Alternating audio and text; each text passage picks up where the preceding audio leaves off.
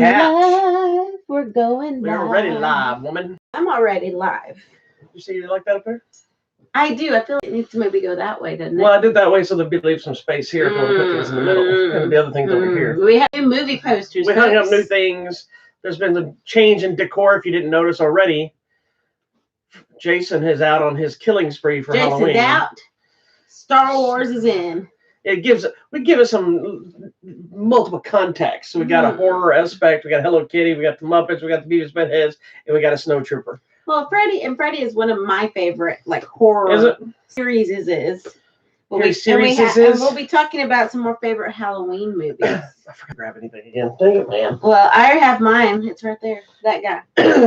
Well, anyways. I didn't think about it, so I forgot to even think about one. Oh, baby. But, well, welcome to this week's episode of Hollywood Matrimony Live. Make sure you check us out on YouTube and Facebook. Hopefully you're watching us live right now. You can also find us on Twitter and the Instagram. It's your turn. That was me acting like we froze again. Oh. Anyway, so this week we had a lot going on. Man, we have our big annual Halloween party that we have every year, where a lot of this stuff gets moved around. Normally, the original plan, and I mentioned it last week, we'd probably set up in the Halloween decor and do the show instead of our normal studio. Guess what? It's already all gone. But it was also spread out so wide. There was really no real place. Okay, I mean, we could have lined everyone up in I know, but that's a pain in the ass. So here's the deal: is where we live now, it looks like we don't have as much stuff. I know, it's all spread out. Well, and someone was telling me last night, they're like, man, I like all your decorations. And I feel bad because I don't feel like anything's decorated, because it's like one thing here. Yeah, because I was so busy with one of my art deadlines, and she's been working a lot, and we've had a lot. This month has been just crazy. There's something every weekend. I normally start decorating for Halloween in September. And it takes me all the way up until almost Halloween, around the time we have our big party, to be finished. And I mean, and that included like putting coverings on walls and hanging stuff. This year, we took everything out, and I'm just like, I'm going to randomly just set up the animatronic characters around the room. I changed out some light bulbs. I put a couple tapestries or whatever you want up. And that was kind of it. And we used mood lighting and whatnot, like stuff like that. What are you doing? Sorry. I'm going to give her the best costume award. So we'll talk about our little party and recap and some of our shenanigans without giving names and whatnot of anybody that may not want to be named. Yes, we protect all those. So I have to protect everyone. So anyway, but the upside is of any party that I'm sure most people get this is I decided that as soon as the party was done, I got to teach on Halloween night. So what's the point of keeping everything out? Yeah. Used to I'll be at classes too. I mean, I feel bad. The past few years, we haven't been able to. We would put like all the big animatronics that we kind of open, and we haven't done it here since we've been here yet. But we would kind of angle them so that when you open the front door for trick-or-treaters, there'd be like there's the zombies and Jasons and Freddy's and the Scream, Ghostface Killer and Chucky and Billy from Saw and Werewolf and all these things that we have. Making kids cry. People are like, oh, they either get scared, or they think it were cool. People would come in and want to take pictures, and we'd have a good old time. This year I have to teach class on Halloween night. You've got to be at Bible school. So I just said, screw it, put everything away. But what's good for that is that made us clean out a lot of crap that we've been trying to get rid of. We cleaned a lot. Areas that had stuff just like cluttered on it that we kept like, what do we need to do with this stuff? Is now perfectly clean. It's gone. And also we streamlined a lot of our Halloween stuff. We got rid of a lot of stuff. We repacked it. I think a lot of it was hastily shoved in rooms when we moved in here, trying to just find places for stuff. And now it's organized. So, and then also gave me the chance to put up the Snow Trooper armor, because the mannequin that the Snow Trooper armor is on is actually the Ghostface Killer from Scream's mannequin. Okay. It all works. It's all coming together. And she's been running over it in the garage. I have. Fairly regularly for a year. It's sticking out on my side. I brought him. Plus, I thought he'd be a better addition because I wanted my stuff displayed because I never get to see it anymore. Yeah. I haven't had time to troop. That's a skinny Snow Trooper. It is. That's clearly not the way I look at it. That's why there's something wrong with him. He's too skinny. So anyway, so now he's a new part of our show, and with a new Star Wars movie coming up, it's probably better to have him here anyway. Maybe we'll put a Star Wars shirt on Freddy during the Star Wars show. Oh, we can. We can dress all of them up. Anyway, if you're missing Jason, have no fear. He's over here just off camera along with Billy and Tiffany and Chucky. So once I get this room, we've been starting to do some new cleaning and organizing. Once I get it put together, we'll maybe take some shots and post the studio room. Yeah. So moving on. Today we have a variety. We have one Blu-ray movie, we have one Netflix movie, and we have one theatrical movie. We got a lot happening. So what would you like to talk about? Comedy, animation, or crime and thriller? Or action crime, I guess. Let's talk about comedy. We saw all three of them together. Yeah, we saw most things. Let's talk about our comedy. I'm so excited. This is one that I've been stoked for a long time. You didn't, I'm sure you were like, I want to see it, but you didn't know anything about it. Oh, no, I guess I can talk about that too. I forgot. Okay. I thought I already talked about it. Okay, I'll talk about it. But I don't think you really cared about it as much. I just didn't, I wasn't aware, I guess, as much. I know now I'm like, wait a minute. It like some light bulbs went on for me. Well, what we're talking about is the movie Dolemite Is My Name. It's a movie on Netflix starring Eddie Murphy in his first R-rated role in probably a decade, if not longer, because he was doing a lot of the family films. Yeah. But it's also got Snoop Dogg and Craig Ferguson, Mike Epps, Titus something or other. I don't remember his last name, from The Unbreakable Kimmy Schmidt. Who else is in it? T.I. is in it. T.I. shows it. It's got like a who's who of people show up. Some people show up for a few minutes. Some people in the whole movie. But if you don't know what it is, what Dolemite is, you may have heard of in a rap song. You may have heard of the movie. You may have heard of the comedian. There was a guy named Rudy Ray Moore who was a singer, comedian, something. He was kind of a little bit of everything entertainer that couldn't find it really make it until he created the character Dolemite, and then it blew up, and it became best known. Like my first introduction to Dolemite was through rap music and things like this, hearing clips from rap music and things like this, and made me go look him up, and then found out, oh, this is Rudy Ray Moore and Dolemite, and he was not a clean comedian.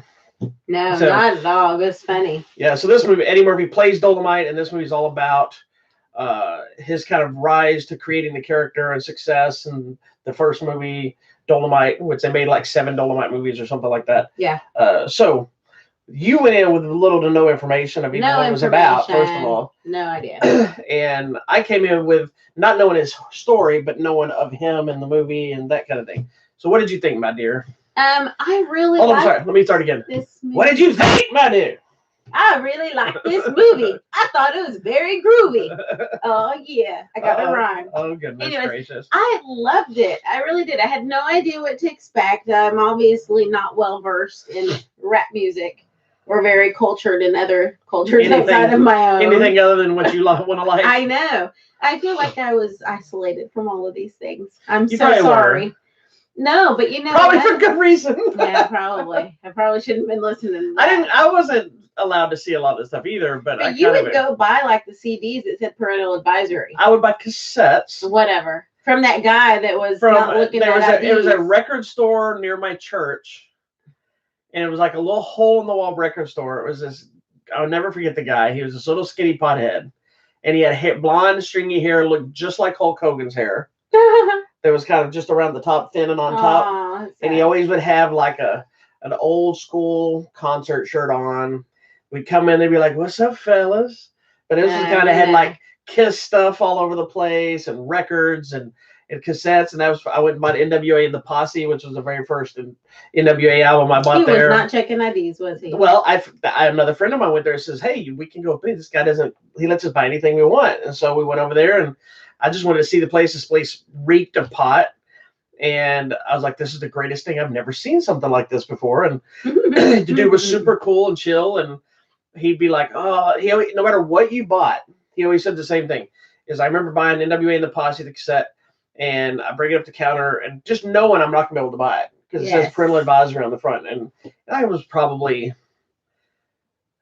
I had to be 14 or 15 tops because we drove there ourselves. So I think the person that took me had to be older than me to be able to drive. And I remember him getting there and putting he goes, "Oh, good choice, bro." He said that to everybody, no matter what they bought. It was good choice, bro. And then I would go every Wednesday night. We'd go to church. And when we started driving ourselves, every Wednesday night, either right before or right after church, we'd hit the record store. I'd buy a new rap album, or most of the time a new rep cassette, excuse me. A cassette. And then I get home, and then I remember I don't remember if it was like my second, but one of those in that time frame was buying the Two Live Crew Band in the USA album, and that was the one my mom found. And it had the Me So Horny and Band in the USA and. Did she say anything? She didn't like it, but she actually she became a fan of Two Live Crew. She did. You told me that. That's so bizarre. She didn't like the really filthy songs, but like she liked Band in the USA. She thought Me So Horny was funny but highly inappropriate. Yeah. Your mom's cool though. My mom was also hot for Wesley Snipes, who was also in Dolemite. He is. Go right ahead. Anyways, I really enjoyed this movie, and I feel like I learned a lot. Just of the whole comedy scene at the time and the music scene and what was happening. And it's so funny because this is like so old school that people were recording their comedy albums, like literally an album, you know, back in the day when people still would record those. Now you just go on Netflix and watch a comedy special. Right. But this was so cool that was, and he was trying to sell these and like, no one's going to buy this. One of the things you missed, because we were in the process of trying to set up for the party and stuff as we were watching it. So you saw when he he did the first album, and it was called Eating Out or something. Right. Eating Out or something. And it was a plain white cover with just the title on it, right? They were pressing it, and then he was having trouble getting sold. Well, then they started doing well, right? So it shows them after they got picked up by a label or whatever it was, they were shooting the cover. And I don't know if you were in the room for the cover part, but the guy was trying to tell him, okay, we want to do this nice cover. And he goes, I got a better idea. This lady turns on this takes off her robe, butt ass naked. I'm talking boobs and everything. Coin purse, everything is all out. And coin purse. And comes over there all like, and then Eddie Murphy, Dolemite, drops his robe and he's butt ass naked, right? And he's showing his butt and he's like, watch it, and he gets over there and lays her down and she's holding herself like this, so she's covering herself. And he gets behind this couch, as one of those top old school, antique style, whatever you want to call it. It puts a bowl of fruit on her crotch, and he's standing behind it going. So he's like this way, and she's like there. That's like the famous cover of his first album. Funny. And so that it's printed, and then if you look at any of his other album covers after that, they were always like nudity, and because the character was a pimp. Yeah. So it was all about sex and whatever, and it's a funny sequence. I just thought the whole thing was funny. I think he did a really good job. Eddie Murphy was insanely good in this movie. Went for it. And it's always killed me because I never thought Eddie Murphy got as much credit for his performance as an actor as he did just being funny. Because his movies at 48 Hours and Beverly Hills Cop and stuff like that were really good. Yeah. They were funny, but he's a good actor. He is. And the only other movie he's done in the last few years that really got any recognition, and most people didn't see it, was Mr. Church, which I think you saw. I did see it. I liked it. Great movie. Yeah. But it kind of came and went. It was popular with the festivals, but a lot of people didn't see it. And that was more of a dramatic movie. It was good. This one is kind of his return to his roots of the kind of stuff we used to see him play. Yeah. And thankfully, Netflix released it in some theaters too, so there's potential that he could get nominated if they see it. I think he deserves it. I mean, because he really embodied the character, and he was singing, and he looked like he was having a blast playing that character too. And I liked it, and I liked the lady that's in the movie. Well, it's what I didn't expect from this movie, joy. And I saw somebody post about it, and I'm like, what? Is that the movie has a really great message too? Yeah. You don't expect things like Dolemite to come out with a great message. Dolemite was always kind of a caricature, kind of spoof type thing, inappropriate character, with the sex and the pimp and the action. But it's his journey. Yeah.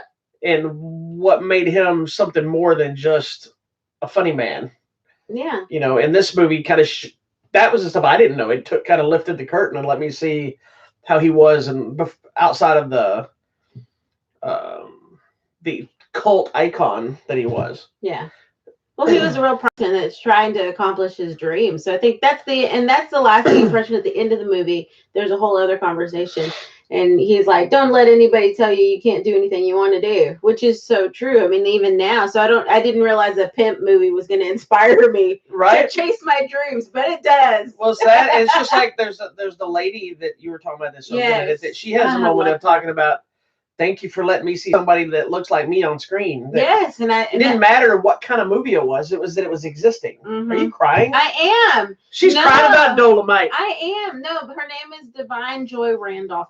And she is beautiful. I think she's so pretty. She was a pretty woman. But she was like, oh, I can't be on camera because she felt like she was too big and like people are gonna see me. And so she was kind of embarrassed at first, but then at the end, that's when she's like, I've never seen anyone in a movie that looks like me. Yeah. Which I think that's so important that we all have representation. Well, there's also a moment in the movie too that I thought was probably one of the bigger, most important things too of outside of it's kind of a team moment. Is, you know, the movie is famously panned because it's a bad movie. It's cheesy. It's funny. It's cheesy. It's horribly, like, the fights are horrible in it. It's just this low budget, silly movie, right?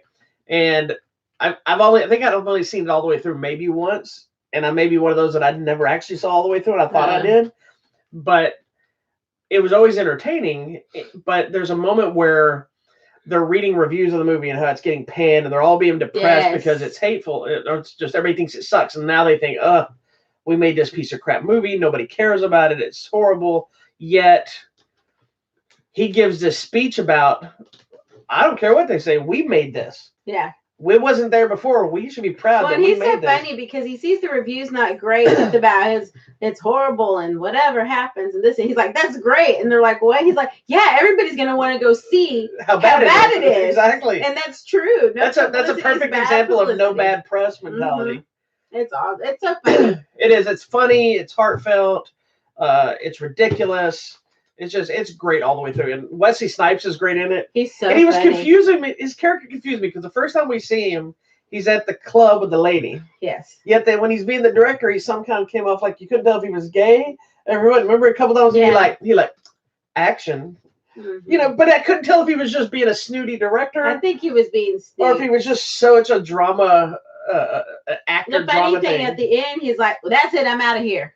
Yeah, when he was done, he goes, see you at the premiere. He goes, I won't see you at the premiere. Yeah, he's like, I'm done. You know? I would like to know what happened to that guy. Yeah. Like, because the movie ended up being so successful, I wonder if he came back and did any more work with it. I'm going to have to look him up after this. I have to go look it up. So anyway, Dolemite Is My Name is on Netflix now. Check it out. It is just like Dolemite's albums. There are a lot of F-bombs. There are a lot of boobies. There's a lot of, so it's not a family film, but it is heartwarming. It does have a good message, believe it or not. And it is Eddie Murphy at his finest in years. So I need to go watch it now. I hope he gets recognition. And I hope this was a good stepping stone, because when he did Comedians in Cars Getting Coffee, it spawned this discussion that Netflix supposedly offered him a buttload of money to do a stand-up special. Oh. And he supposedly is talking about doing it. So I hope this gets Eddie Murphy back on stage. And because Eddie Murphy, while people don't see him, and I heard a couple people that were kind of shocked by this, but he was talking about that thing is like he doesn't ever have to work again. Oh. Like he's that well off. Oh, good for you. You know, like he's like Jerry Seinfeld was like, "What are you doing?" He goes, "Nothing. I get up and don't do nothing unless I feel like doing something." Okay. And when he picks him up at his house, you can tell his house clearly says, "I'm going to do whatever I feel like today." Go for it, buddy. So I hope it gets seen back, and Dolemite's an awesome start to see the old school Eddie Murphy back, and hopefully we get another stand-up. I hope so. And I think Eddie Murphy is the perfect time for him to do it, because he always had war with Bill Cosby. And Bill Cosby, in one of his old specials, he talks about how Bill Cosby, and they talk about it on the special now, all the stuff Bill Cosby came out. And he said that in the old special, he talked about how Bill Cosby called him and told him how you can't cuss on stage. You got to do this, and you got to behave, and you can't do this stuff. That's what most comedians do. I know, but it was a running, because Bill Cosby was clean. And it was a running joke where, in the joke itself, he calls me, he goes, "You can't say filth, flarn, filth." And he's like, "What that is?" And he gets in, he keeps doing the joke. He keeps saying the same thing, and Bill Cosby's getting more and more. And he goes, I didn't say filth, flarn, filth. And finally, and he's doing all this as a Bill Cosby impersonation too. Then he goes, "You can't say," and he drops the F-bomb, and then makes it funny because now you're hearing Bill Cosby cuss. But now, after everything that happened, it's kind of flipped the circle, and who's the one that's in trouble and inappropriate now? Yep. So anyway, Dolemite Is My Name on Netflix. Moving on. All right. You want to go with the animated, or do you want to go with the couch? No, animated's great. What do you got? All right. So there's all kinds of animated features come out. But in the world of comic books, while Marvel may rule the box office in the big, just sounded professional, didn't it? While Marvel rules the box office when it comes to the live action movies, DC's always struggled a little bit with trying to get outside of the more recent with Aquaman and Wonder Woman, Justice League, and the movies like prior to that. They were kind of bouncing along. But on the flip side, most of Marvel's animated films haven't really worked. DC is killing it. Their animated series yeah, they're all good, and they're all either based on existing properties or they have an ongoing portion. So they have stuff like The Death of Superman and Hush and The Killing Joke and all those that were actual graphic novels.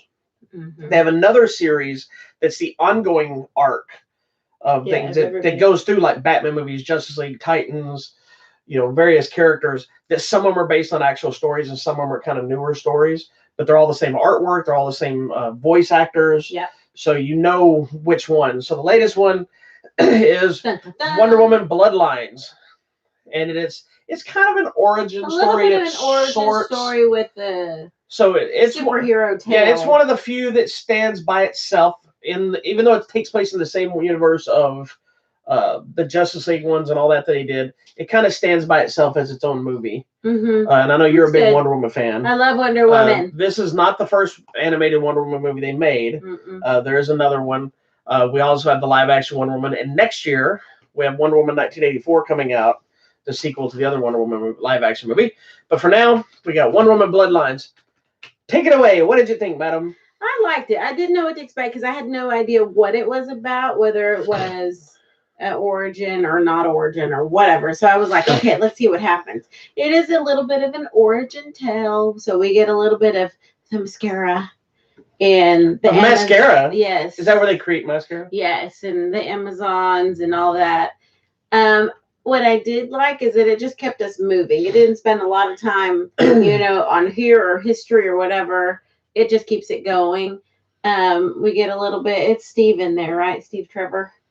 Yeah. Okay. So we got a little bit of that, but then we do have a villain we have to defeat. So I like that there's there's a lot of stuff happening in this movie. The interesting thing to me though was they've taken at least a modern look at her old school origin story in the sense that she comes to America, obviously, and she's trying to fit in and find her place. And it does come up a little bit, the idea of, well, you're a woman. You can't just go be a superhero. Right. And she's like, but I'm here to help, the world of man. So it's interesting that, they threw it in there. And her not even blinking at it doesn't matter if I'm a woman or not. I'm an Amazonian. It doesn't matter. No. This woman male thing didn't even bother her. So there's a little bit of a girl power message, but it's not overwhelming. So don't be a hater. I'm just throwing that in there. It's yet another one I think that they knocked out of the park. I think it's fun. I think the animation's great. I will say, and you kind of said this at the end of the movie we watched first time, it doesn't bring anything new to the character. It doesn't offer something like some new enlightenment of who she is or growth of the character. It's literally like reading a comic book arc where it's just, this is the specific mission that she's fighting in these villains and this issues. And so at the end of this movie, there's nothing really to continue. It's kind of its own thing. Yeah. But it fits perfectly. And you get to fight her, have her tight, was it Cheetah? Chitara. Or Cheetah. It is Cheetah. Chitara, I think, is the other one. Thundercats, isn't it? Thunder. But she fights Cheetah, which Cheetah is supposed to be in the movie 1984 that I believe Kristen Wiig is playing. Oh, cool. Then there was this. Giganto, which is the chick that grows real tall. Yeah. Rosario Dawson came back to play Wonder Woman, so she's played her, I think, 7 times now. Really? Voice work, yeah. She's good. Jeffrey Donovan plays Steve Trevor, who is Burn Notice. Love him. So, but it's good. It's a great animation. It's got a buttload of action. And random note, I like that Etta is in this movie. Etta. Oh. Etta Candy. If you watch the old school TV show, Etta Candy was. She's in the live action movie too, isn't she? Maybe and that's the one that's like in the shop with her and want to carry her sword and all that stuff. Oh yes. The little English lady. The little English lady. Yeah. But I like in this one, she's a black woman, which I love the idea. I was so upset because you just don't put different races in these films. But I liked it because she was cute. Like the original lady in the little TV show was this little lady. She had these cute little cheekies and like this curly hair, and they did the same thing, but it was a black woman. It doesn't matter. But I'm like, oh my gosh, it's Etta. So just Well, I think she's random like thing. a specific part of. It is. It's a very I important love part that. to I her love that there's a story Minotaur in in the the movie military. named Ferdinand. Yes, that's funny. that- It was a jokey. It's the Worf from Star Trek. Michael Dorn did his voice. Dorn. But no, Love it's it. it's a fun little movie. And like most of these releases, well, first of all, the 4K. If you can watch any of these animated features in 4K, do so because they look It amazing. looks good. If you have 4K, if I you feel don't, like you can see the layers that they you can a put little onto bit. it. But also, what's cool about these, which you didn't get to see, is some of the bonus features, not just about the movie, but stuff they add on. All the DC movies always come with them bringing out a couple of movies from the vault. So it's like, I don't know which episodes are on this one offhand, but it could be something from the Batman the Animated Series. It could be something from the Justice League, Superman, whatever. It could even go further back to the old Super Friends. It just depends. They bring out a couple episodes. But also, it always has a sneak peek at the next film that's going to be coming out. And they started this thing called DC Showcase, which is a short film. So I think the last one, it was, I think it was the Howling Commandos or something, which was not the Howling Commandos. Anyway, it was I forgot the guy's name, Sergeant Rock, I believe it was, and then his commandos were like werewolf and vampires. Yes. So this one is actually Death from Sandman. So it was a little short story of the Death comic.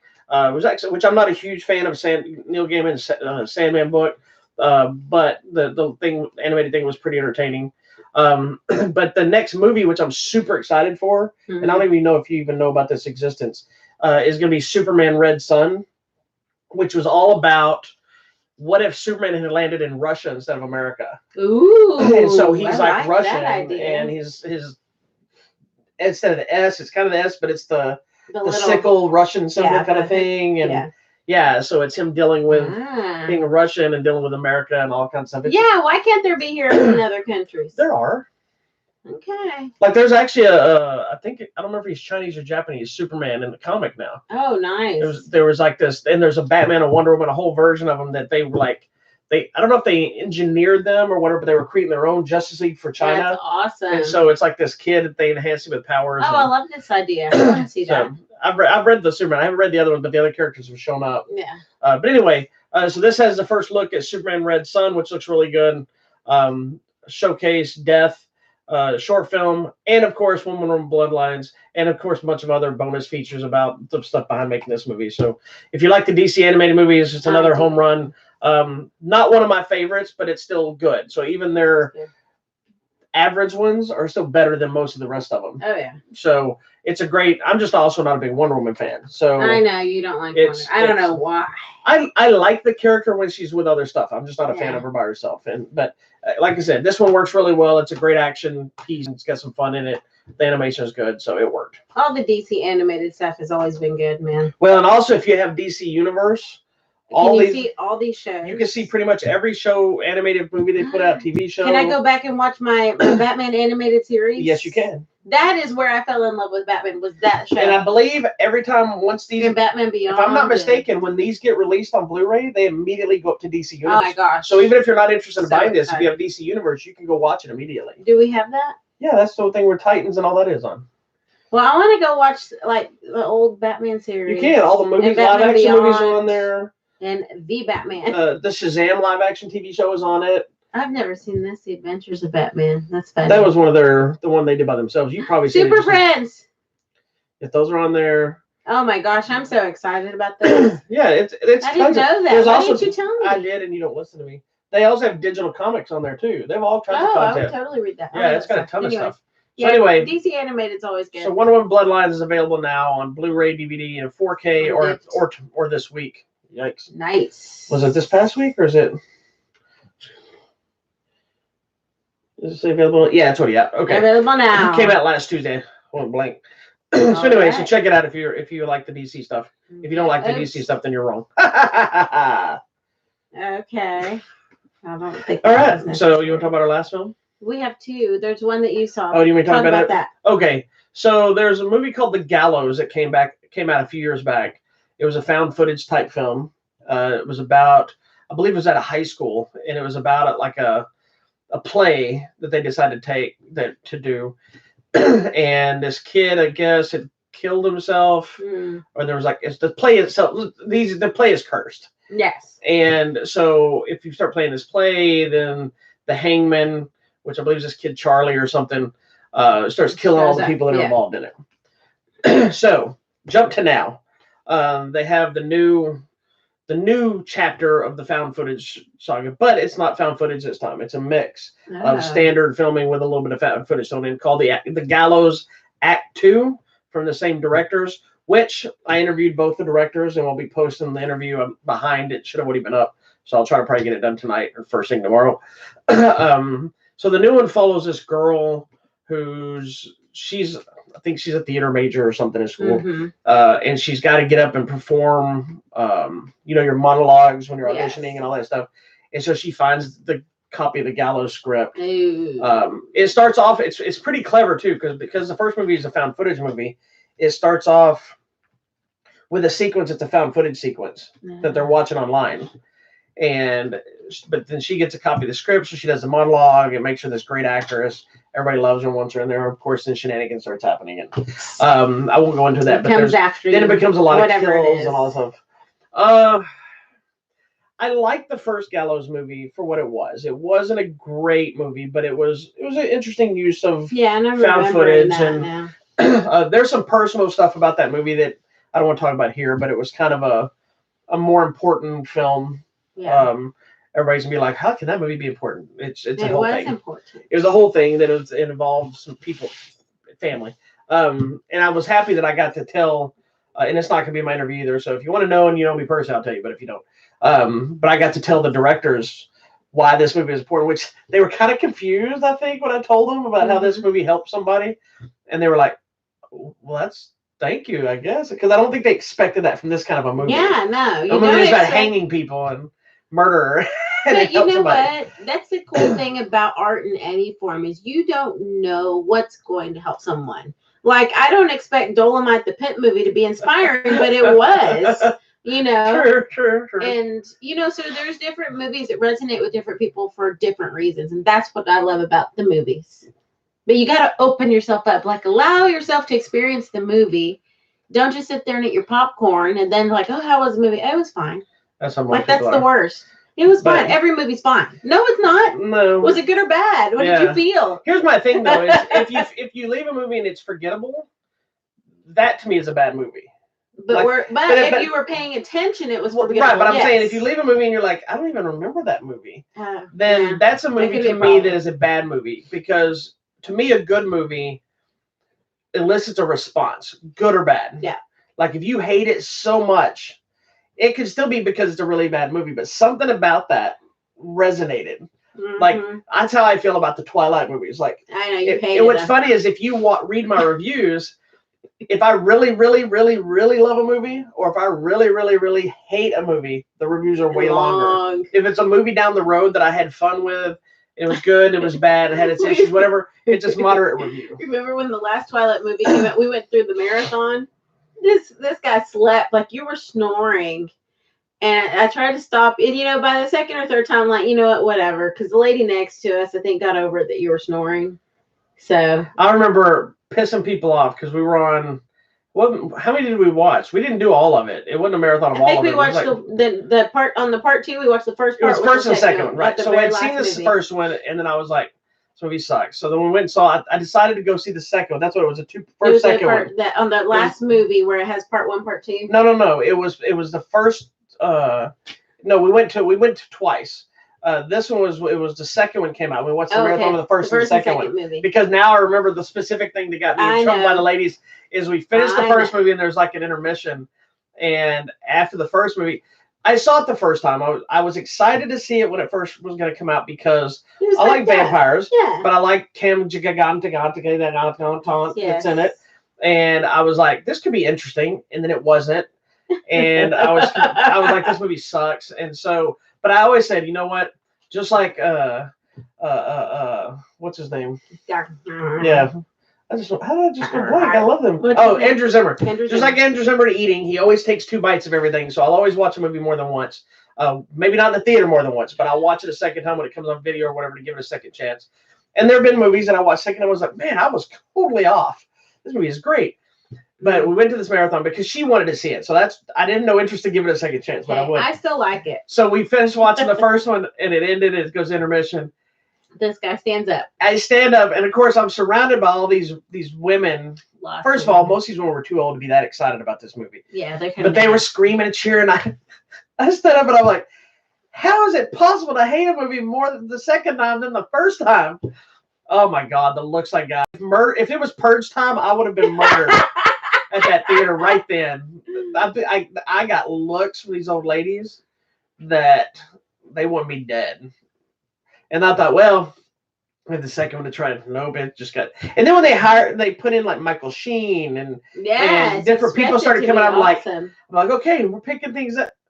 I'm like, well, how does a movie steal someone's act ability? It just ruins them. Anyway, moving on. Sorry. But The Gallows is one of those movies that the second one it's okay at best. My problem with it is it's got a pretty intense opening. And then nothing happens for a long time. Ooh, and the movie's not that long. Keep it moving. It's like an hour and a half or something. But it seems like forever for something. Because they're trying to build like a hunting. And it's just not doing it's very generic. Like I don't even remember half of what happened. No. Leading up to it. Once it starts killing, it's pretty good. It gets some good kills in there. Death by swing set and all kinds of stuff.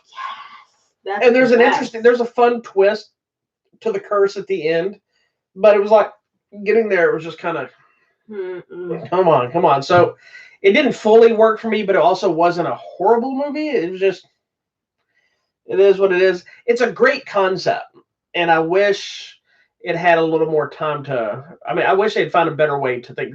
The two guys that directed were awesome. The ideas they expanded on it were awesome. The direction to not feel the need to show the killer is clever, and it makes for a better movie. But then it makes me concerned that if there's even a chance for them to do another one, that it's going to be like, okay, let's expand it and start explaining more stuff than not necessary. But I don't know. If you like The Gallows, the first one, watch the second one, try it out for yourself, and make up your own mind. It didn't totally work for me. It wasn't awful, but it was also not super great. Okay. But I believe it's on demand and whatever, maybe in limited release and on demand now. Yeah. Hit Friday. And then be able to look at, I'll be posting my interview with the two directors in the next day or so. Awesome. So now we have one last movie to discuss. We do. We do. Why don't you tell them what the name of this movie is? So the name of this movie is Black and Blue. This sounds like a racist film. No, I was thinking it sounded like someone got beaten black and blue. I think that was the double context meaning. Oh, a double entendre. So look at my mouse. Oh, look at mine. I said I didn't say for you to do it. You do it with things weird. Don't do that. Look, your lips are so big you can't do nothing. You just go like everything you do is this. Well, look, I'm showing you this. No. Every time you move, they do the same thing. I don't do that. They do the same thing no matter how you move. No, I'm watching it on the camera. They do the same thing no matter what they're I'm going all over the place crazy. They don't just do that. Okay, go ahead, weirdo. Anyways, the movie Black and Blue stars Naomi Harris and a bunch of other. There are so many good people. Gibson from Fast and Furious. Tyrese is in this. Mike Coulter from Luke Cage. Yes, Frank Grillo, who I remembered Frank Grillo's name in the movie. I love Frank Grillo. That's what I'm like. Man, Bobby likes this Frank Grillo guy. He played Crossbones in Captain America, Winter Soldier, and Civil War. I think he was in. And I remembered Tyrese's name. I was like, oh, this is Tyrese. Frank Grillo's who I wanted to play the Punisher, but then they ended up casting John Barenthal. There's just so many good people in this movie. So the story is the lady, Naomi, who her character is Officer West, witnesses. Adam West? Yeah, she witnesses some bad cops doing it's in the trailer. Okay. Yeah. They're doing a thing, and she catches them. Some corrupt cops commit a crime. Yes, she catches them in the act, and now they're after her. Because they want her body cam. Yes. That witnessed the crime. Yes. So I thought the idea of the movie itself was very relevant with the whole body cam footage and the car cam footage. That actually plays into why the movie was good to me and why it didn't work for me all at the same time. Okay. I didn't dislike the movie. I enjoyed the movie, but it was unbalanced, and I'll explain to you why as we go. Okay. So I liked it. I thought it was a very good idea. It's relevant now. That's how we've seen a lot of these shootings that have gone on, like people get pulled over and shot because we're seeing it on the camera now. So we're having access to that footage. So I thought that was interesting.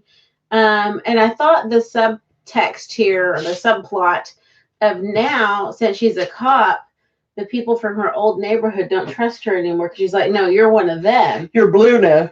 And which is what the title actually means. Yeah. You're either a black person or you're a blue person. Blue meaning you're a police officer. Yeah, but she's like, why can't I just be a person? It's like, why does there have to be this divide? Well, even the other black cop tells you you're not black anymore. You're blue now. Yeah, but she's still struggling with that whole identity thing and trying to find her place and trying to understand, why does there have to be this divide? I say the same thing. And why can't we just be this people? Is the exact reason the movie struggled a little bit for me. Okay. And when I say struggled, it was struggled from the story element, not necessarily, well, it'd be the execution too, but I found it to be an entertaining movie. It's more of an action movie, kind of thriller action kind of thing.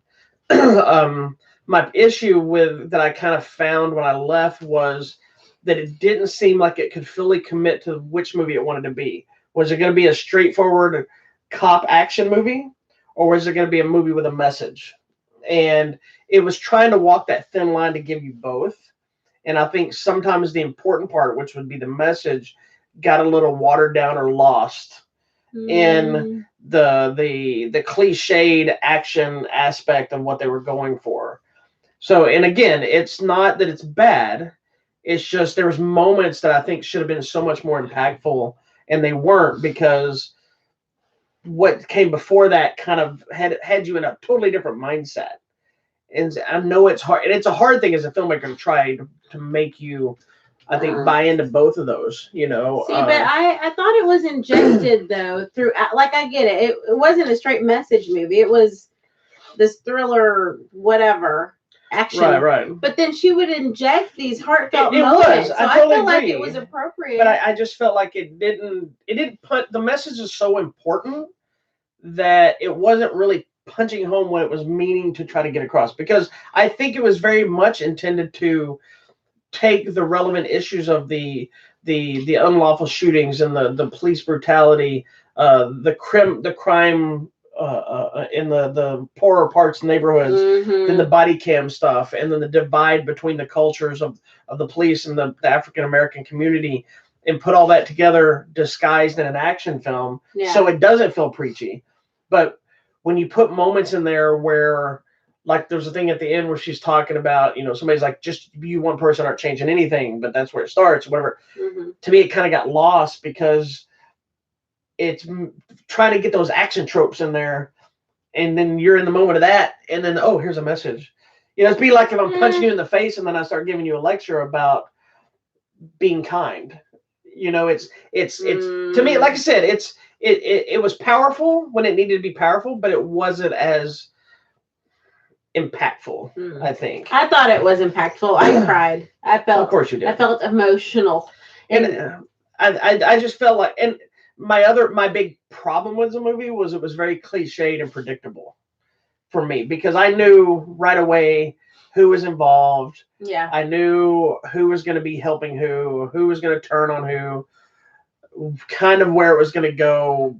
Not because it was bad, but there wasn't really that much of an effort appearing, and you never know how many got cut, and there was writings and drafts, but it didn't appear like anybody really tried to make you not know. Like, I didn't know.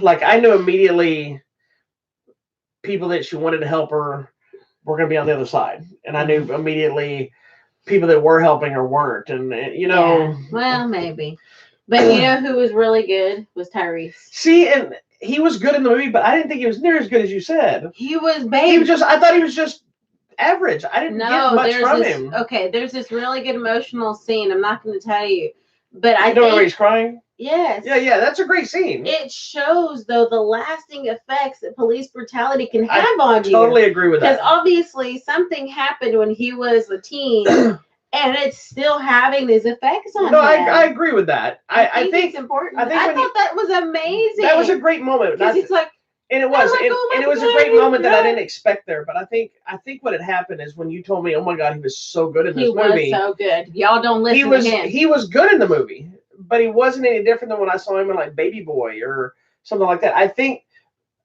this is my opinion. I think what might have grabbed you more is you're used to him being the loudmouth in the Fast and Furious movies, Maybe and now you got to see him in more straightforward, emotional, dramatic because no one-liners, and I guess because him and Ludacris are the funny. Or maybe also because I don't like when big tough men cry. That also gets you. It gets me. It gets me in the feels, you guys. And I was a little disappointed in Mike Coulter in this. I didn't think Which one's he? Luke Cage is the big mob guy, the gangster guy. It was a little unbelievable for me just when he first appears because I'm used to him being a hero, good guy. That didn't like. I thought he had a great look about him, and the whole first time we saw him, I thought it was a great. Little unbelievable. It was later when he was trying to be tough. Like the first part, he shows up, he looks like a guy likes a drug dealer or something, and he has a couple of comments. You can tell he wants to take care of business. But then it was later when he's doing stuff and he gets a little more straightforward screen time. I felt like it feels like he's really trying to sell this. And I'm not buying it. I don't know. Well, you know what you should be watching is the TV show Evil with Mike Coulter. He's good. He's a great actor. And Luke Cage is excellent. And by the way, he's a beautiful man. Is he? Mm-hmm. He's just beautiful. Me, her, and my mom. He's nice, chocolatey. My mom likes Wesley. She likes Mike. There you go. Sorry, just sharing that. I like Megan Good, so there. I know you do. You talk about her all the time. I don't talk about her all the time. No, but when that movie's coming out, I gotta go see The Intruder. Oh, I ran to watch The Intruder, and you know what? That movie was not that good, but I remember her sequences in that movie. You're a mess. I am a mess. Anyways, what else? All right. Well, I guess that's our main movies. We need to shift over. I mean, we need to talk about Frank Grillo's just Frank Grillo. Frank Grillo's always good, but he is pretty much Frank Grillo in every movie. Isn't he? Yeah, he doesn't have a lot of. I mean, he has range. Has he done anything like dramatic? One of his best roles is most people probably never saw it. I know you haven't. We have it if you ever watched it. It was a TV series called Warrior, and it was him. I think it's Nick Jonas, who is awesome in the show, and I forgot the other guy. And it's a family. He's the dad, I believe, and the MMA fighters, and one of them is a recovering drug addict. One is like the up and coming fighter. The dad's the trainer who was like an ex-MMA guy. Kingdom, that's what it's called, not Warrior. Kingdom. The dad's like an ex-MMA fighter who didn't quite make it as big as he wanted to, but he runs this MMA gym and trains champions, and it's a great show. I want to see him do a romantic comedy. Let's stretch. I'm sure he probably has. If you look in older movies, he probably has. I want to stretch him out there. Let's do it. But he's done a ton of stuff. He's done so much gangster and action stuff. He fits that vibe. I mean. Do a romantic comedy, buddy. Win me over. Hey, Frank Grillo. He'd be like, he's one of those guys that's too tough. Rugged. He's too tough to be a romantic. His romantic comedy would be this. Yo, bitch. I want him to do like come on, let's give you some skins. I want him to do like a funny one. Like put him with, what's her name? The Australian chick that I love from all the singing movies. Rebel Wilson? Yes. That is a crazy. That would be a movie nobody would watch. I will watch it. Anyway. Frank Grillo is one of my favorites. Anyways, check out the movie Black and Blue. It is in theaters now. All right. So now we can talk about our Halloween movies. Mm-hmm. We can talk about theater experience because I know you got a good one. And we can talk about. Did I? What happened? Yeah, you do. I'll remind you if you need me to. Okay. Or we can talk about some fun from our party. All right. Let's talk about our Halloween movies. Okay. My movie this week is actually a series starring this lovely gentleman here, Mr. Freddy Krueger. I remember seeing Frederick. I remember seeing the first movie, and it was scary to me back then. That was before it shifted focus. And became a little campy. I think the first two were the ones that were kind of really more terrifying, and then it shifted focus and made it more comical, and they were still freaky, but it made him nasty. That's what it was. But I liked those movies, and I think the lasting impression from the Nightmare on Elm Street movies to me was when they were on the bus, and then like the ground fell away, and they're like in the bus in the second one? Yeah, okay. They're teetering, and then also you know that the second one has this whole underscore of homosexuality and dealing with it. Yeah, you go back and watch it. The main guy is dealing with homosexuality and stuff without them really talking about it. It's this whole thing. Oh, and then the second one was that also with the second one. with what's her name? With the main chick? Yeah. Heather. Not Heather. Heather's in the first one. The second one. She's in the third one, I think, or comes back. She's in the second one too. Who was in Nightmare 2? You talking with the? Oh my gosh, I like what's her name too. Rosanna Arquette. It's not Rosanna. It's the other one. It's an Arquette, but the other one, the blonde lady from the Ghost Show. What did I just call her? Patricia. Patricia Arquette. I liked that one too. She's in one of the Nightmares. I gotta find it. Gotta find out which one. Because there's that other blonde girl that's not Patricia Arquette that's in. I think that's no, it's one. Patricia Arquette, the one that I'm thinking. Are you sure? I'm sure. Anyways, let's go look. Anyway, moving on. That's the one I like because it's such a mess when she's trying to stay awake and she's making that house without knowing she's making the Freddy Krueger house out of the popsicle sticks. And her mom, you could tell, just doesn't even really care about her. And, you know, she's like, go to bed or whatever. But then later on, Freddy, Dream Warrior. That's why Dream Warriors is my favorite one. And then she comes in and Freddy's head's like, go to sleep, you know, because he's got the mom's head. So I'm sorry. I liked the Freddy Krueger movie. And Dream Warriors is the one where they go in there and they're all superheroes? Yes. Or the one guy has a superhero. They're in the asylum or whatever. Yeah, they all have kind of superpowers. Yeah, I think I used to like that one because of that. Well, and Heather Langenkamp, whatever's in that movie too. I think she was. No, I know she is. There she is. That's the one she dies in. Wow. You think?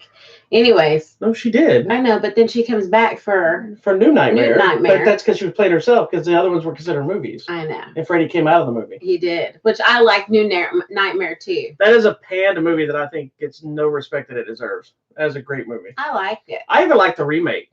I do too, with Rorschach. Yeah, which is what that Freddy is. That's Freddy. I know a lot of people don't like him because they made him like way more skeevy and evil, and but I think he was, and I think predatory. As the Nightmare series went on, it did get a little campy, but a lot of the pervy stuff starts coming out more. Yeah, you know, with all the nasty gigantic tongue stuff and eating this and that. I mean, it gets gross and pervy and a little campy, but I still liked them, and I loved Dream Warriors, and I liked New Nightmare, and I did like the new one. The new one to me was a little bit more harder to watch because it's like blatantly this man was molesting these children. Yeah, it was always implied that he was a child murderer. This one was just like in it. Yeah, it was always implied that he was a child murderer, but it was never. This one's skeevy. Yeah. And then I liked the one, whichever one it is, where we go and find out that what happened, and his mom got locked into the asylum for the weekend, and yeah, there's the nun. Gross. Yeah, the nun lady. So I liked that. I always thought that part was creepy. There you go. That is my choice. Nightmare on Elm Street, starring Mr. Frederick Krueger. All right. Well, since you're bringing up ones from last year. Did I? Yes, you talked about it. No, last year I picked Scream. I tried not to pick Scream. During the month of... you would have Scream this year, too. No, I didn't do Scream. I purposely did not pick Scream. You did Scream the other day. No, I didn't. I didn't. I picked something different. I picked werewolves and vampires. All right. Well, I'm going to go with one that's not really a scary movie, but it's still a horror-ish movie, and it is one of my favorite movies of all time, which is Killer Clowns from Outer Space. Oh, Lord. Because that movie is awesome. It's hilarious. It's stupid. It's creepy. It's bizarre. It's a movie that when I discovered it, it was on regular TV, and they used to play it on one of the UHF channels back then all the time. Oh, wow. And I watched it every single time. And one of the reasons it cemented into my brain, because it was one of those movies, very much like Only the Strong and Jim Cotta and The Last Dragon for a long time, that I would talk to other people about it, and they had no idea what I was talking about. Oh, wow. And the Chiodo brothers are who made it, and they've been talking for years about making a sequel. I think last I heard they're making like a TV series, but I don't know where it's going to air, if it ever is going to. But it's just ridiculous. But the clowns look awesome. Their weapons, shooting people with cotton candy guns and putting them in like these cotton candy cocoons. And they got like popcorn guns. But then it's also just crazy. It's just a whacked out movie that has no business working, and I love it. Okay, well, and I don't like it because it looks. Have you ever seen it all the way through? No, because I have a clown thing. That's why you need to watch it. That's what makes the movie so great, because while it's kind of a horror comedy, if you're bothered by clowns, it's even more disturbing to you because their ship is a big top. Yeah. Everything about it is That's why I didn't stuff. like it. She's going to have to see this before Halloween now. Lord. All right, well, let's move on. Let's talk about your theater experiences. Do you remember it? When I went to go see Black and Blue? Yes. What was it? Something with the projection stuff. Yeah. So we're in Black and Blue. Now she remembers. I wasn't there. It was a screening. So she might have made typically at screenings, they either take your phones away, which happens a lot, or they just make a big announcement. Make sure you turn all your phones off, turn your watches off, like turn everything off.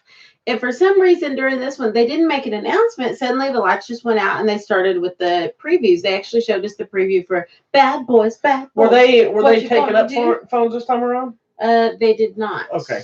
They did not. So Bad Boys is playing. And in the trailer right before they're like, Bad Boys for life. They're like, hey, we're going to be back. The screens, like it goes, the lights come up. And we're like, man, what's going on? So you just thought everything just like died or something? Yeah. So I happen to look back because, customary. I look back.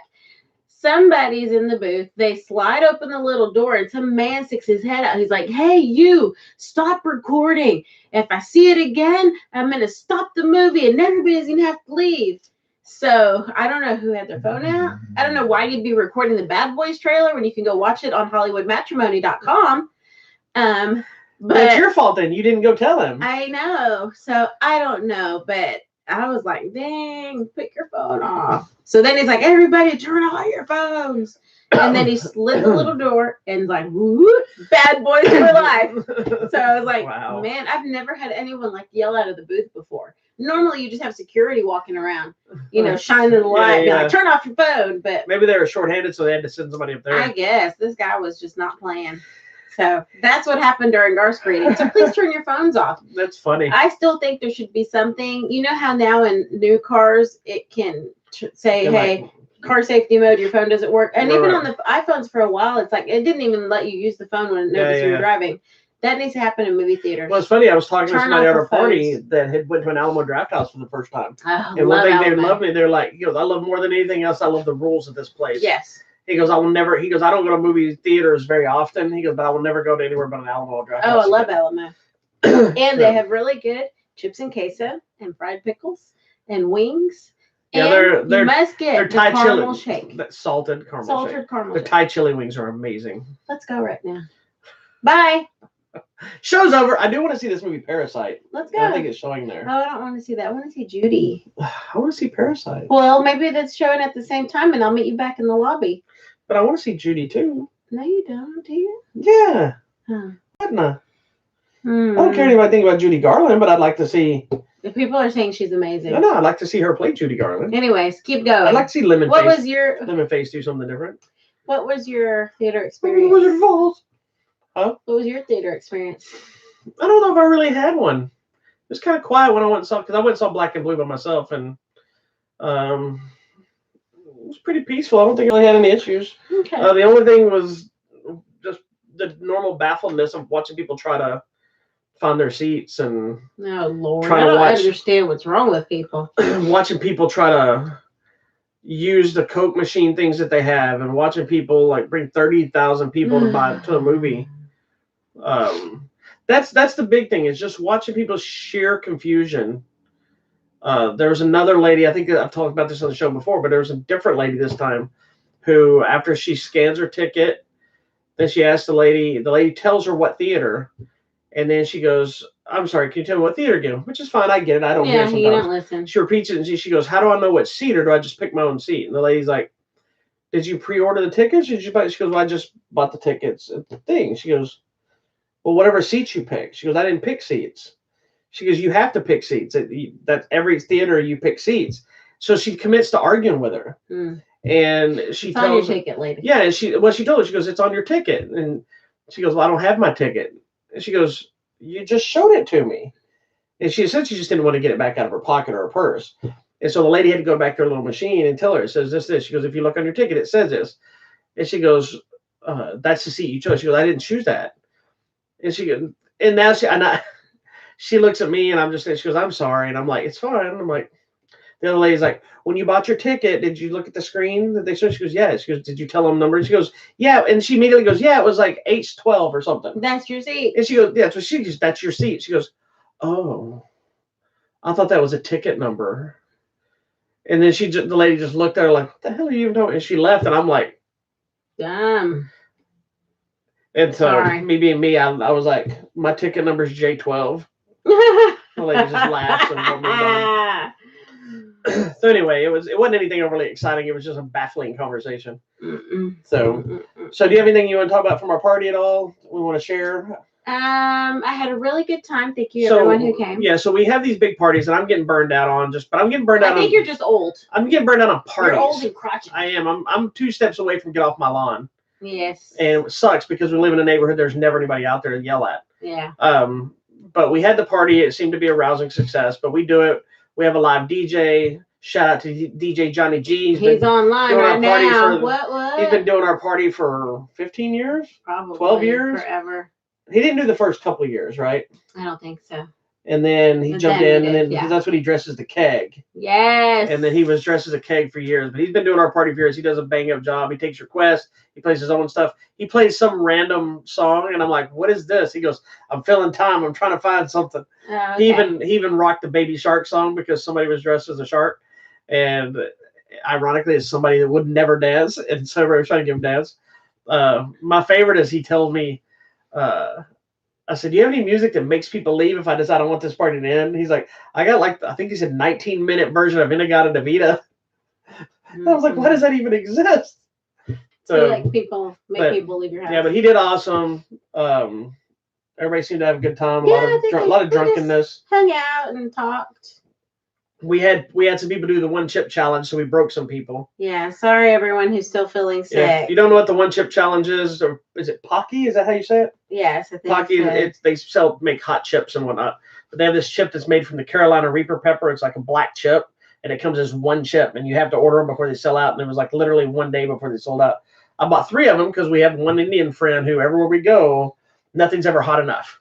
I said this time I'm gonna find something hot enough for her, and I bought 3 of them. So instead of 3 people eating 1 chip, we broke them up and everybody just ate some pieces, which is probably best because we had somebody throw up outside. Thankfully, someone had we had people that today they said their stomach was jacked up and they had the poops all days. We had people saying their ears were burning, and it was not a pleasant experience for about 4 or 5 people. And I don't have milk. We have almond milk. I have almond milk, so I don't think that cools. The funniest thing, I don't think I told you what they said. But so I have a hiatal hernia, so she wouldn't allow me to do it because you would have died. Acid reflux and stuff starts getting me. But this stupid idea or not, I learned from an ex-roommate who had bad acid reflux that if you eat a fudge sickle, it'll help neutralize the stuff.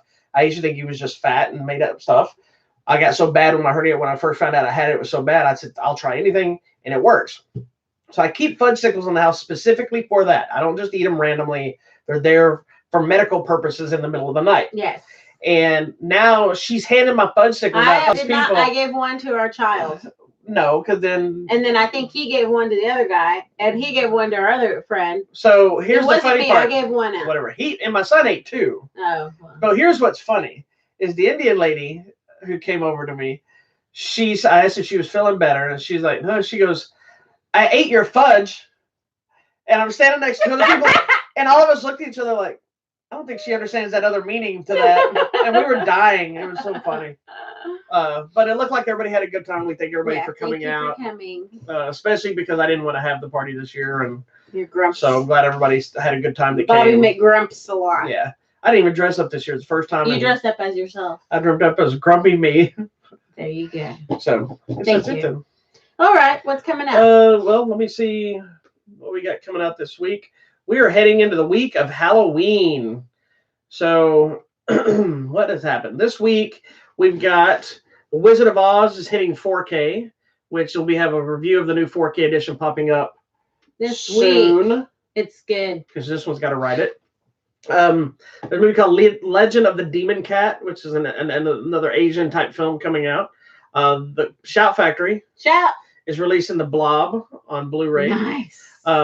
There's a Godzilla collection is coming out, which I really want to get a copy of this, but I haven't. But it's a collection of the films from 1954 to 1975. That's fun. So that's coming out. Red Heat, which was James Belushi and Arnold Schwarzenegger, is coming to 4K. Batman Beyond, the complete series, is coming to Blu-ray. Nice. So I'm hoping. I've been waiting for a copy of that. I Love really that. wanted to it. A movie called 10 Minutes Gone, starring Bruce Willis and Michael Chiklis, is coming out, which is like a crime thriller. Also, Once Upon a Time in Hollywood. Oh, wow. It's supposed to be hitting Blu-ray. I don't know if it's been changed or not. Did you hear they're adding new sequences and it's going to get a release in theaters? We got Mechagodzilla. Mechagodzilla. I love that you were trying to figure out what that said. I don't know what that is. Excuse me. But also, did I tell you about him standing up against China because China wanted him to edit it or cut the film?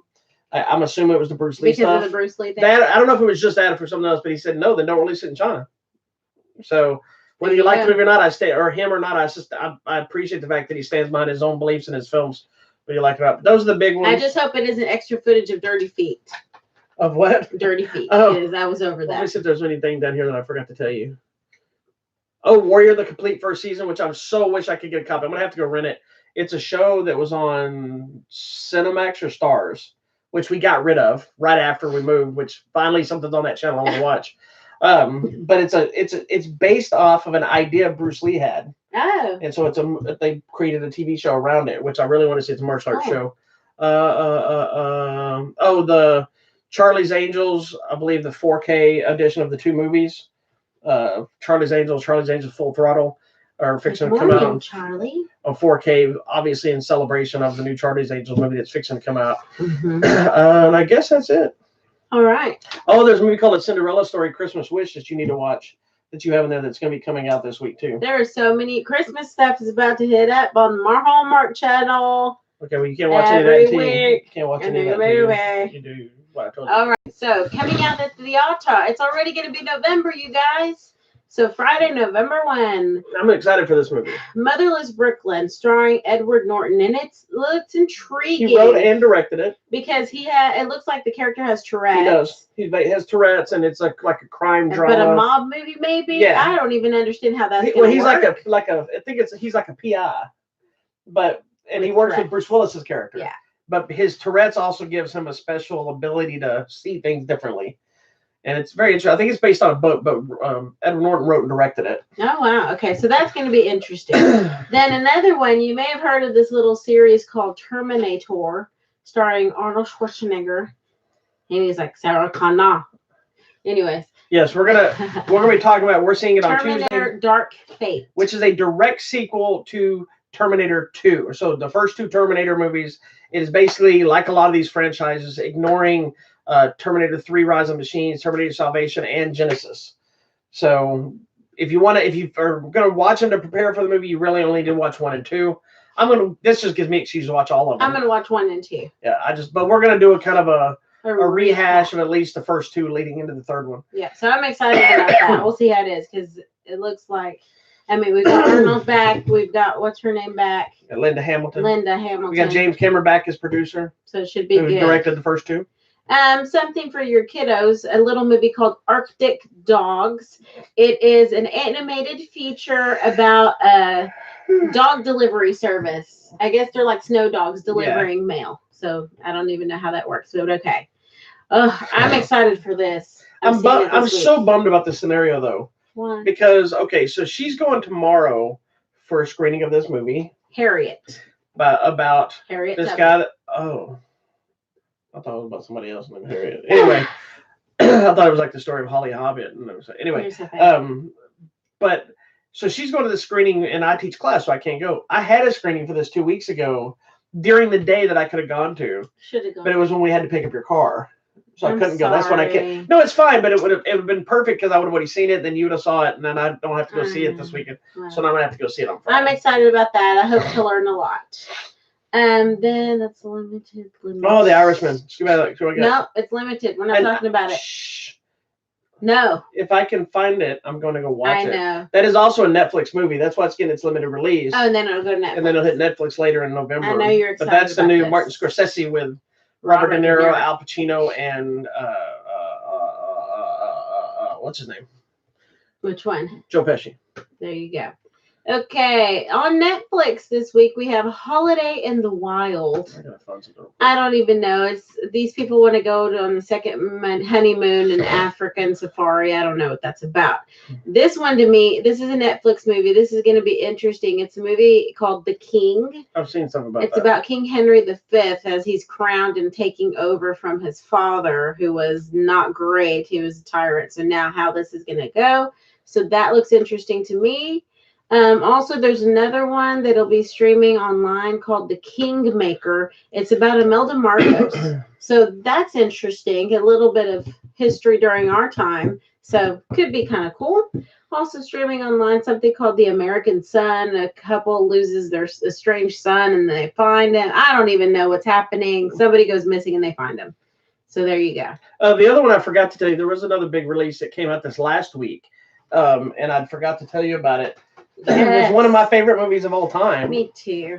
Is it really? No, not one of all time, but I just like it because I like to do funny things from the movie. You do. You just like not making fun of it, but But anyway, I try to do my impressions. It comes with this little thing, and I know you probably can't read it very well, but it's the 4K edition of Scarface, and this comes with this little statue that says Scarface right here, as the world is yours. It's a replica of the statue that's inside of his house.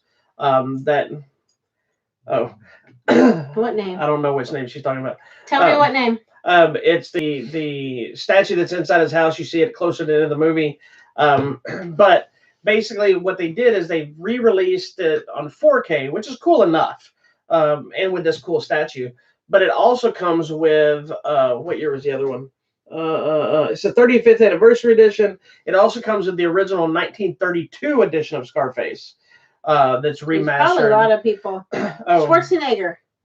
Oh, I'm not saying that. Anyway, so it comes with the original 1932 edition. It also has obviously the 1983 version of the film, but it looks beautiful. Such a great movie. I rewatched it for the first time with this one. The review will go up this week. I was behind schedule, and I've always loved the movie, but I forgot how much I love this movie until I rewatched it again. I'm like, holy crap! I love everything about this movie. And now it's giving me this. I felt like I won an Oscar. The world is yours. Here's a funny tidbit about me with Scarface. Anytime we've ever tried to find a house or move, what have I always told you I wanted? He wants a Scarface balcony. I wanted a balcony that I could stand over to look over everything and be like, the world is yours. I just want to be like, say hello to my little friend. And while I didn't get that in Blakey Manor now, I do have my own kingdom in the sky of my office upstairs. But I have this more than makes up for it. I feel like it's my award for loving Scarface for so long. There you go. So it is available now on the Blu-ray, the DVD. I still like 4K. Very, very skinny Michelle Pfeiffer in that movie, and now I know that it was on purpose that she did get that skinny. Well, I don't know if I made it clear when we were talking via text about it while I was watching it, because she's always talking about how thin she was, and Michelle Pfeiffer has always been super thin, and I assume she got thin. So I found an interview with her, and they had asked her about it, and she said the movie was only supposed to shoot a certain amount of time, and so the way she was doing her diet or something, it would progressively make her lose weight, so that as the movie goes on, she loses weight because she's more into drugs. The more she gets into drugs, the more weight she loses. It ended up going, I think they said it was going to be like 4 weeks or whatever it was. It ended up going 6. And so it got so long, the crew and people started worrying about it. So they were bringing her bagels and they were bringing her something to eat because they started worrying about her health. Yeah, because she got real skinny. There's that scene in the club towards the end when she's all coked up and they're hating each other at that point. When they have their fight. In that blue dress. And he starts talking to her about how she's barren. Yeah, oh, she's like just little bones. I mean, she's so thin. I was like, oh my gosh, she went all in on this movie. That's another reason I'm so excited to see Al Pacino in The Irishman, because seeing him back in a role like that, even though he's playing, oh my God, he's not playing a mobster, he's playing the cop. Anyway, no matter. We'll be talking about that because this guy is so excited. I am excited for it. Like movies, like some of my favorite movies are like Goodfellas and Casino and Godfather, and I like all 3 Godfather. Third one's weak, but I still enjoy the movie for what it is. Yeah. So anyway, it is. All right, that was it for our show. What else you got? I guess that's gonna be it. I apologize once again that we didn't get around to Gymkhana, but someday we'll get to it. And don't forget, your plugs are first. Sorry. I almost started plugging and it wasn't my turn. Okay. Go, take it away, sister. All right. Don't forget to check out our website, HollywoodMatrimony.com. Look, we have our banner back up. You can find us on Facebook at Hollywood Matrimony, on the YouTube at Hollywood Matrimony, on Twitter at Hollywood Matrimony, Hollywood Matter, MATR. And we're also on the Instagram at Hollywood Matrimony. Whoa. Make sure you check out the website like every day. And don't forget to check the contest page. We didn't talk about our contest. No, but we're going to now. All right. Did you finish doing your other plug? No, but... Finish your plugs first. Okay, if you finish your plugs. So moving on from Crazy Town, we also on our website at HollywoodMatrimony.com have numerous contests this week. Which the Lion King digital giveaway is going to end tonight. So if you want to get in your last chance to win a digital copy of Lion King, tonight's the night. The crawl contest is going to be ending first thing tomorrow. So make sure you get your interest in there. The alligators from director Alexandra Aja, who made one of my favorite horror films of all time, High Tension. Good movie. AKA Attention. Anyway, we're also giving away copies of The Haunting of Hill House. Mm-hmm. We're giving away 2 new things that just added. Well, 3 new ones. One of them's not up yet. We're giving away copies of Hobbs and Shaw. Nice. I'm sorry. Fast and Furious presents Hobbs and Shaw. We're also giving away copies of Good Boys. Oh, cool. And we're fixing it tonight. It'll be a new contest going up. You're going to win a copy of The Kitchen, starring the mob movie. I liked it. Starring Melissa McCarthy, Tiffany Haddish, and Elizabeth Moss. There you go. So be sure to check out our shows throughout the week. Tomorrow will be a new episode of Martial Arts Movie Monday, starring just myself.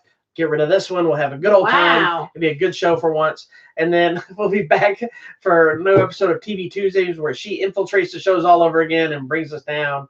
And then we'll be back for all new episode of Hollywood Matrimony Live on Sunday, where we'll be talking about all things Terminator and whatever else we discussed that week. There you go. I need to get me a big leather jacket and my big sunglasses so I can be Arnold. Is that what you're going to be? Yes. Because you have the same physique. I do. She is beefy strong. Yes. Anyways, thank you so much for watching. Make sure you click.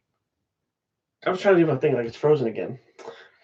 You always mess it up. You have to tell me you're doing it. No, that's the whole point. It makes it funnier that way. Don't forget to subscribe to our YouTube channel. You can hit the button down below, or you can hit the orb if it pops up here, or check out whatever trailers up here, and we'll be glad to, I don't know, we'll talk to you about something. We'll see you next time. Everybody have a wonderful week. Be nice. And if you go do trick-or-treating, be safe. Have fun. And don't discriminate people's age if they trick-or-treat. At least they're out there getting candy instead of doing the drugs. Candy. Right? Yes. Just make sure they're wearing a costume. If they come as just Leroy, that's a problem. All right. Anyway, have a wonderful night. I will see everybody next time. Peace. Bye. I have to go.